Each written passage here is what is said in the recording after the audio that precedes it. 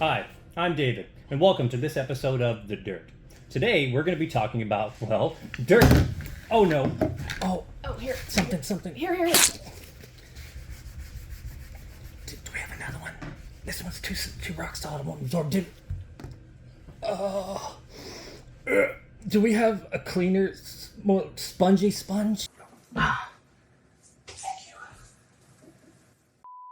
Ooh, that's nice. Bear with us, folks. You know, come to think of it, your soil's a lot like these sponges. Too much water and you end up with a lot of fungus and disease.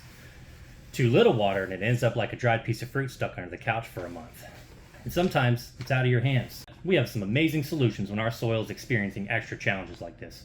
Aeration. Like all those tiny holes on the sponge, aeration opens pathways for air and nutrients to travel deeper into soil, nurturing root growth and creating a resilient environment to withstand the elements. Give your lawn the breath of fresh air it needs a couple times a year, and it'll straight up sing for you. I'm David, signing off from The Dirt. Until next time, keep your lawns healthy and your spirits high.